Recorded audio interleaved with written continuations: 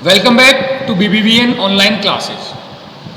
In last video, we read about relational operator and arithmetic operator. The next operator is identity operator. The first is and other is not. First is if returns true if the both its operands are pointing the same object. ये कब true return करेगा? जब जो both operands है वो same object को क्या करेंगे? पॉइंट करेंगे. इट मीन्स उनका मेमोरी लोकेशन क्या होगा? सेम होगा. अदरवाइज ये क्या रिटर्न करेंगे? फॉल्स रिटर्न करेंगे. कैसे? देखिए a = 10 है, b = 10 है. इट मीन्स ये दोनों जो a और b जो यहाँ पे ऑपरेंड्स है या अपन कह सकते हैं वेरिएबल है, ये क्या करते हैं? सेम ऑब्जेक्ट को पॉइंट कर रहे हैं. सेम ऑब्जेक्ट मीन्स 10 को दोनों क्या कर रहे हैं? पॉइंट कर रहे हैं. तो जब सेम ऑब्जेक्ट को ये दोनों ऑपरेंड्स पॉइंट करते हैं देन यहाँ पे आंसर क्या आता है? ट्रू आता है, वरना आंसर क्या आता है आपका? फॉल्स आता है. तो देखिए अगर मैं करता हूँ print a is b then यहाँ पे आंसर क्या आएगा? ट्रू आएगा. और अगर अपने पास a = 235 है और b = 240 है देन ये क्या कर रहे हैं? दोनों जो ऑपरेंड्स है वो अलग अलग ऑब्जेक्ट को क्या कर रहे हैं? पॉइंट कर रहे हैं. इट मीन्स यहाँ पे जो आंसर आएगा a is b का वो क्या आएगा? फॉल्स आएगा. तो ये अपना इज ऑपरेटर. तो इज ऑपरेटर किस पे काम करता है?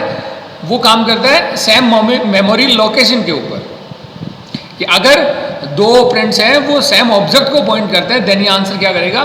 ट्रू करेगा, वरना आंसर क्या करेगा? ये फॉल्स करेगा. नेक्स्ट आता है वो आता है is not. Is not returns true if both operands are pointing different object. ये क्या करता है? जस्ट अपोजिट है किसके? इफ इज के. कि अगर आपके टू ऑपरेंड्स हैं और वो अलग अलग ऑपरेंड्स क्या करेंगे? अलग अलग जो आपका ऑब्जेक्ट है उसको अगर पॉइंट करते हैं देन ये आंसर क्या करेगा? ट्रू करेगा. It means different memory location, उनका जो मेमोरी लोकेशन क्या होगा? वो डिफरेंट होगा. अदरवाइज ये आंसर क्या करेगा? अपन को फॉल्स करेगा. तो देखिए जस्ट अपोजिट है किसके? इज के. सपोज दैट a = 10 है और b = क्या है? 10. इट मीन्स ये क्या कर रहे हैं? दोनों जो ऑपरेंड्स है वो सेम मेमोरी लोकेशन को पॉइंट कर रहे हैं, अपन कह सकते हैं सेम ऑब्जेक्ट को पॉइंट कर रहे हैं. तो आंसर यहाँ पे क्या आएगा? a is not b का आंसर क्या आएगा? फॉल्स आएगा. नेक्स्ट अगर अपन बात करें a = 235 है, b = 240 है देन आंसर क्या आ रहा है? a जो अगर अपन प्रिंट कर रहे हैं a is not b तो आंसर यहाँ पे क्या आ रहा है? ट्रू आ रहा है. क्योंकि यहाँ पे both operands pointing different object और different memory location. It means कि जब दो ऑपरेंड्स है वो डिफरेंट मेमोरी लोकेशन को पॉइंट करते हैं, डिफरेंट ऑब्जेक्ट को पॉइंट करते हैं देन यहाँ पे आंसर क्या आता है? ट्रू आता है, वरना आंसर क्या आता है? इसका फॉल्स आता है. तो ये अपना इज और नॉट इज. नेक्स्ट देखिए यहाँ पे आता है वो आता है इक्वलिटी एंड आइडेंटिटी ऑपरेटर. इन दोनों में क्या रिलेशन है? बहुत इंपॉर्टेंट रिलेशन है. क्या है? देखिए जनरली अगर मैं कहूँ कि अगर a = 10 है या अपन कह सकते हैं a = 235 है, b = 235 है, तो दोनों क्या कर रहे हैं? जो सेम मेमोरी लोकेशन को पॉइंट कर रहे हैं या अपन कह सकते हैं सेम ऑब्जेक्ट को पॉइंट कर रहे हैं. तो यहाँ पे आंसर क्या आ रहा है? a is b भी ट्रू आ रहा है और a = b भी ट्रू आ रहा है. तो फिर दोनों में डिफरेंस क्या होता है? एक तो आपका क्या है? Equality operator. It means relational operator है. और नेक्स्ट आपका क्या है? Identity operator. पर दोनों में डिफरेंस क्या होता है उसके बारे में अपन बात करते हैं. कि सपोज दैट कि आपने यहाँ पे लिखा S1 = ABC. ये क्या है? स्ट्रिंग है ABC. तो S1 किसको पॉइंट कर रहा है? ABC को पॉइंट कर रहा है. नेक्स्ट देखिए कि S2 और S2 में अपन ने क्या किया? एक मेथड यूज किया है, इनपुट मेथड, और यहाँ पे एक मैसेज दिया इंटरेस्टिंग. तो होगा क्या? S1 के अंदर तो आप सीधा है वो ABC है, वो जो S1 है पॉइंट कर लेगा. इट मीन जो भी ABC जो आपकी वैल्यू है उसको पॉइंट कौन करेगा? S1 करेगा. नेक्स्ट क्या कर रहा है कि यहाँ पे एक मैसेज आएगा आपके सामने इंटरेस्टिंग, और देन आप क्या करेंगे? स्ट्रिंग इंसर्ट करेंगे. सपोज दैट मैंने यहाँ पे स्ट्रिंग इंसर्ट की है ABC. अब देखिए यहाँ पर भी ABC है और यहाँ पर भी ABC, दोनों तरफ ABC है. तो अगर मैं करता हूँ, क्योंकि मैंने यहाँ पे इंसर्ट क्या किया? ABC किया है. ये मैं उस केस को बता रहा हूँ जहाँ पे ABC अपन इंसर्ट करते हैं. अगर कोई अदर वैल्यू इंसर्ट करते हैं तो आंसर क्या आना है? फॉल्स आना ही है. पर अगर सेम वैल्यू है, क्योंकि S1 के अंदर ऑलरेडी आप ABC इंसर्ट कर चुके हैं, और अगर आप S2 के अंदर भी आपके सामने मैसेज आया इंटरेस्टिंग और देन आप क्या करते हैं? ABC इंसर्ट करते हैं, तो यहाँ पर आप देख पा रहे हैं कि प्रिंट S1 = S2 देन तो आंसर क्या आ रहा है? ट्रू आ रहा है, क्योंकि दोनों वैल्यू क्या है? सेम है. पर अगर अपन ने यहाँ पे किया प्रिंट S1 इज S2, तो यहाँ पे आंसर क्या आ रहा है? फॉल्स आ रहा है। क्यों आ रहा है? क्या है? अगर अपन बात करें कि ऑब्जेक्ट तो आपका सेम है, ABC उसमें है, ABC इसमें है, S1 में भी ABC है और S2 में भी ABC है, तो फिर जो आंसर है यहाँ पे फॉल्स क्यों आ रहा है? क्यों आ रहा है? क्योंकि देखिए जब भी आप कंसोल से इनपुट कराते हैं, इट मीन्स अगर आप कोई इनपुट मेथड से इनपुट कराते हैं तो वो डिफरेंट ऑब्जेक्ट पे जाता है, डिफरेंट मेमोरी लोकेशन पे जाता है। तो अगर आपने वैल्यू चेक करनी है तो आप यहाँ पे इक्वल इक्वल साइन यूज करते हैं, तो आपका आंसर आता है ट्रू। पर अगर आपने यहाँ पे आइडेंटिटी ऑपरेटर का यूज किया है तो आइडेंटिटी ऑपरेटर हमेशा मेमोरी लोकेशन के ऊपर काम करता है। तो अगर आप एक तो वैल्यू सीधा इंसर्ट करते हैं S1 के अंदर और एक आप S2 के अंदर वैल्यू इनपुट मेथड से यूज करते हैं, तो जब भी अपन इनपुट मेथड से करते हैं या अपन कह सकते हैं कंसोल से करते हैं, तो यहाँ पे जो आपका ऑब्जेक्ट बनेगा या अपन कह सकते हैं मेमोरी लोकेशन बनेगा वो डिफरेंट बनेगा। और आपको दोबारा ध्यान में रखना है कि जो आपका आइडेंटिटी ऑपरेटर है वो किस पे काम करता है? मेमोरी लोकेशन पे काम करता है। इसलिए यहाँ पे आंसर क्या आएगा? फॉल्स आएगा। इसके अलावा अगर आपने लिखा है I = 2 + 3.5J और J = 2 + 3.5J, तो देखिए दोनों में वैल्यू क्या सेम है। पर अगर मैं ऐसा लिखता हूँ IJ प्रिंट के अंदर, देना आंसर क्या आएगा? फॉल्स आएगा। अब देखिए बात ही आती है फिर अपन को कैसे पता चलेगा कि किस जगह पे आंसर ट्रू आएगा, किस जगह पे फॉल्स आएगा। तो यहाँ पे कुछ एक केस दे रखे हैं, few cases where Python create 2 different object और both same the value. It means कि जब वैल्यू सेम होती है पर फिर भी पाइथन है वो डिफरेंट ऑब्जेक्ट है उसको क्रिएट करता है। कब करता है? तो देखिए क्या केस है। फर्स्ट केस है input a string from the console. अगर आप कंसोल से कोई भी स्ट्रिंग इनपुट करते हो तो यहाँ पे जो ऑब्जेक्ट है वो डिफरेंट लोकेशन पे बनेगा। इट मीन्स अगर अपन इनपुट मेथड का यूज करते हैं तो आपने जो स्ट्रिंग है वो अलग अलग ऑब्जेक्ट पे जाएगी, अपन कह सकते हैं अलग अलग मेमोरी लोकेशन पे जाएगी। तो आंसर क्या आएगा? फॉल्स। इसके अलावा writing integer literal with many digit, अगर आपने इंटीजर लिटरल लिखा और उसके साथ मैनी डिजिट्स हैं, बहुत बड़ी वैल्यू है, देन भी क्या होगा? ये डिफरेंट ऑब्जेक्ट यहाँ पे बनाएगा। और नेक्स्ट आपका दे रखा है writing floating point and complex literal. अगर आप फ्लोटिंग पॉइंट वैल्यू लिखते हैं और कॉम्प्लेक्स लिटरल लिखते हैं तो भी आपका ये क्या करेगा? डिफरेंट ऑब्जेक्ट है यहाँ पे बनाएगा। तो ये 3 केसेज है जिसके अंदर आपका आइडेंटिटी ऑपरेटर है वो फॉल्स आंसर देता है। ठीक है, तो ये अपना इज और नॉट इज और relation between is and equal equal operator. Okay, next operator is bitwise operator. Bitwise operator work on bit. Bit means binary digit, binary digit means 0 और 1। इट मीन्स ये क्या काम करेगा? 0 1 पे काम करेगा। अब देखिए कैसे काम करेगा। मैंने आपको पहले बताया कि कोई भी डेसिमल वैल्यूज को बाइनरी में कैसे कन्वर्ट करते हैं। तो देखिए मैं आपको बता देता हूँ दोबारा। सपोज दैट सबसे पहले इसके अंदर जो बिटवाइज ऑपरेटर है इसके अंदर अपने पास आता है वो आता है एंड ऑपरेटर। अब एंड ऑपरेटर क्या कहता है? इसका साइन तो आता है जो एम्परसेंड साइन आता है। सबसे पहले अपन को जो इस ऑपरेटर को काम में लेने से पहले अपन को पता होना चाहिए इसकी ट्रूथ टेबल क्या है जो यहाँ पे दे रखी है। जो ट्रूथ टेबल है जो यहाँ पे दे रखी है वो क्या कहती है कि अगर आप ए और बी, आपके पास कोई वैल्यू है, ए और बी हो सकती है, एक्स वाई हो सकती है, कुछ भी हो सकती है, और इनके बीच में अपन एंड ऑपरेशन करते हैं। तो देखिए अगर आपकी वैल्यू, देखिए सबसे पहले तो मैं आपको बता देता हूँ जो बिटवाइज ऑपरेटर वो 0 1 पे काम करता है। इट मीन्स आप अपनी जो भी डेसिमल वैल्यू होगी उसको किस में कन्वर्ट करेंगे? 0 और 1 में कन्वर्ट करेंगे।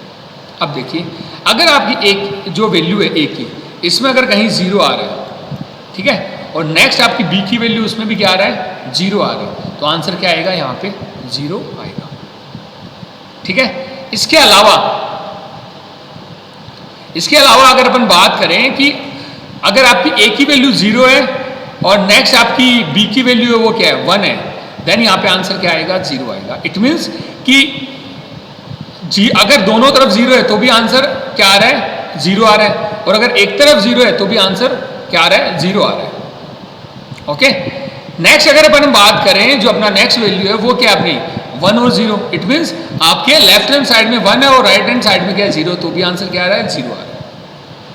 नेक्स्ट अगर अपन बात करें 1 और 1, तो देखिए 1 और 1 है, इट मीन्स दोनों तरफ क्या है? 1 है, तो आंसर क्या आ रहा है? आपका 1 आ रहा है। तो ये जो ट्रूथ टेबल है वो क्या कह रही है कि अगर बोथ साइड के अंदर आपकी वैल्यू क्या है? 1 है, देन ही आंसर क्या आ रहा है? 1 आ रहा है, वरना आंसर क्या आ रहा है? 0 आ रहा है। तो ये अपना क्या कह रहा है, एंड ऑपरेटर कह रहा है। तो देखिए अपन एक एग्जांपल लेते हैं, अपने पास डेसिमल वैल्यू है 13 और 12। सबसे पहले मैंने क्या करना है, इनका जो बाइनरी में चेंज करना है, तो मैंने यहाँ पे लिखा 13 और यहाँ पे लिखा 12। उसके बाद मैंने क्या करा, देखिए 13 और 12 की जो बाइनरी वो कैसे लिखी अपन ने, मैंने लिखा 1 2 4 और 8, जस्ट आपका रिवर्स ऑर्डर के अंदर। तो अगर मैं रिवर्स ऑर्डर में लिखता हूं तो मेरे को इनका टोटल क्या बनाना है, 13 और 12 बनाना है, ठीक है।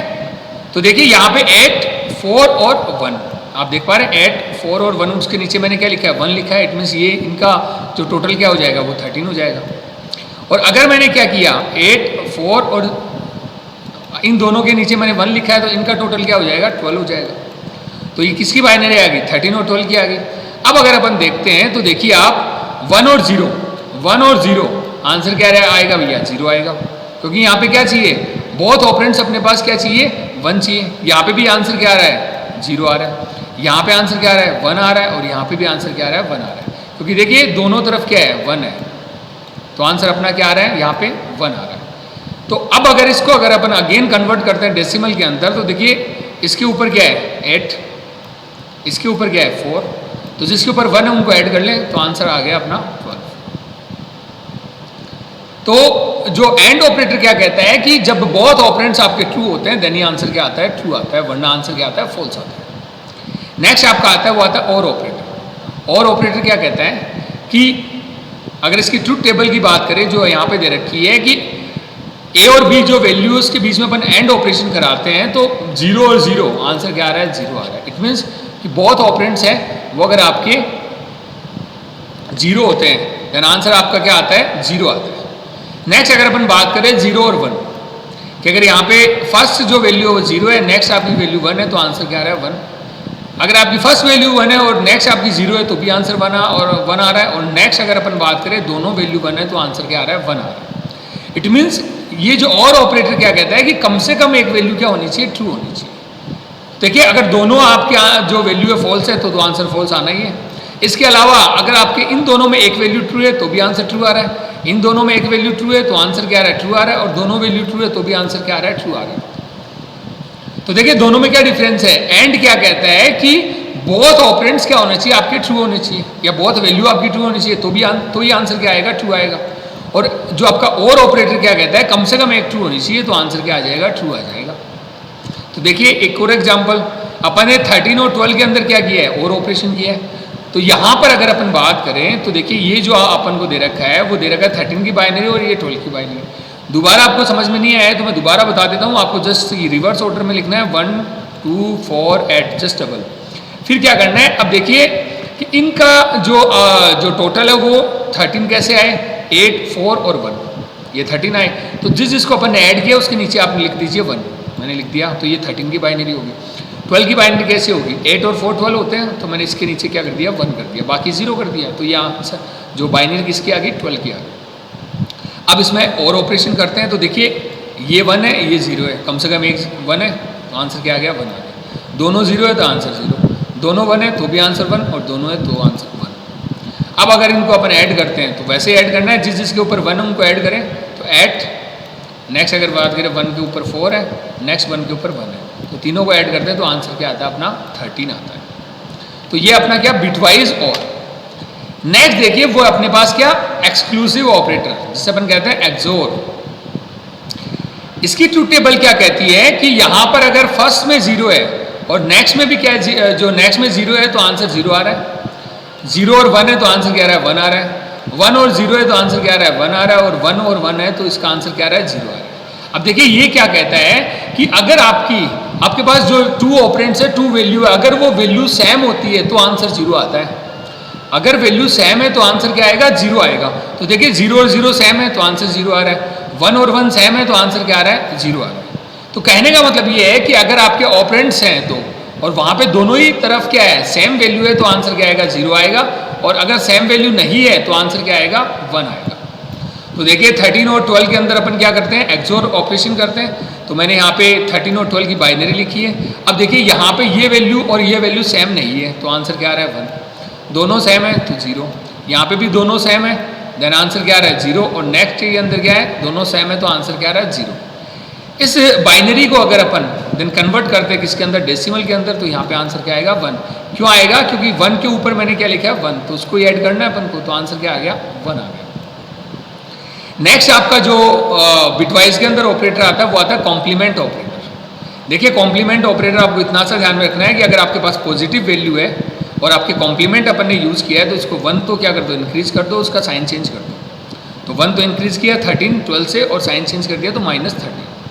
अगर आपके पास माइनस वैल्यू है, इट मीन्स नेगेटिव वैल्यू है, तो उसका साइन तो चेंज कर दो और 1 कम कर दो। तो मैंने यहाँ पे किया प्लस और देन 84। तो ये सीधा सा सिंटेक्स है अपना। अब देखिए अगर अपन बात करें इसको, अगर अपन प्रोग्रामिंग के अंदर देखना चाहते हैं तो मैंने जो जो आपको एग्जाम्पल बताए हैं वो इसके अंदर यहाँ पे शो किए। A = 234, B = 235 और 235। अब अगर A is B करेंगे तो आंसर क्या आएगा भैया, आंसर यहाँ पे क्या आएगा, दोनों ये सेम ऑब्जेक्ट को पॉइंट कर रहे हैं तो आंसर ट्रू आएगा। यहाँ पे भी आंसर क्या आएगा, ट्रू आएगा, क्योंकि वैल्यू भी क्या है, सेम है। अब देखिए नेक्स्ट अपन ने S1 में क्या किया, ABC इंसर्ट किया और S2 में मैंने कॉन्सोल से इनपुट किया। इट मीन्स इनपुट जो आपका फंक्शन है उससे इनपुट किया है। अब यहाँ पे इस केस के अंदर आंसर क्या आना चाहिए, फॉल्स आना चाहिए, किसका, आइडेंटिटी ऑपरेटर का। तो अगर मैं यहाँ पे बात करूँ जो S1 = S2 तो आंसर क्या आएगा, ट्रू आएगा। पर अगर मैं बात करूँ S1 is S2 then answer क्या आएगा, फॉल्स आएगा। तो देखिए इसको अपन जो एग्जीक्यूट करते हैं तो देखिए यहाँ पे आंसर आया ट्रू। फर्स्ट जो 2 आपके क्या है, यहाँ पे जो प्रिंट स्टेटमेंट 2 है, यहाँ पे दोनों का आंसर क्या आ रहा है, ट्रू आ रहा है। नेक्स्ट बात करें तो यहाँ पे अपन को एक स्ट्रिंग इनपुट करनी पड़ेगी, तो मैं यहाँ पे इंसर्ट कर देता हूँ ABC, क्योंकि दोनों वैल्यू क्या होनी चाहिए, सेम। फिर भी अब अगर अपन देखते हैं तो फर्स्ट जो प्रिंट स्टेटमेंट है S1 = S2 उसका आंसर तो क्या आ रहा है, ट्रू आ रहा है, क्योंकि वैल्यू सेम है। पर अगर अपन बात करें प्रिंट S1 S2, ये क्या है अपने जो आइडेंटिटी ऑपरेटर, आइडेंटिटी ऑपरेटर ये कहता है कि अगर आपने कंसोल से इनपुट किया है तो आंसर क्या आएगा, फॉल्स आएगा, क्योंकि वो डिफरेंट ऑब्जेक्ट यहाँ पे बनाते हैं। तो देखिए ये क्या आंसर आ गया अपना, फॉल्स। नेक्स्ट जो मैंने आपको बताया था वो मैंने आपको बताया था क्या, जो आपका कंपेरिजन कॉम्प्लीमेंट ऑपरेटर और आपका जो बिटवाइज एंड और एक्सोर। तो उसका आंसर देख लेते हैं। अपने पास क्या है, A = 13 है, B = 12 है। अब देखिए मैंने A एंड B, A और B, A XOR B, और देन जो वैल्यू मैंने यहाँ पे 12 और 85 है उसका भी आंसर मैं आपको यहाँ पे शो कर देता हूँ। तो एक बार दोबारा अपन चलते हैं यहाँ पर। तो देखिए एंड का आंसर क्या आ रहा था, 12 आ रहा था एंड का, और का आंसर क्या आ रहा था 13, और एक्सोर का आंसर क्या आ रहा था 1। ठीक है, तो अपन यहाँ पे देखते हैं, मैं इसको एग्जीक्यूट करता हूँ। तो पहले एंड का आंसर आ रहा है 12, और का आ रहा है 13, और एक्सोर का क्या आ रहा है 1। इसके अलावा अगर अपन बात करें तो अपने जो कॉम्प्लीमेंट ऑपरेटर है, जैसा मैंने बताया वैल्यू पॉजिटिव है तो 1 इंक्रीज कर दो और साइन चेंज कर दो। तो 12 का -13, और अगर वैल्यू नेगेटिव है तो 1 माइनस कर दो और साइन चेंज कर दो। तो यार है +84, तो आप देख पा रहे हैं -13 और 84 यहाँ पे आंसर में आ रहा है। तो ये अपना बिटवाइज ऑपरेटर और आइडेंटिटी ऑपरेटर। Thank you.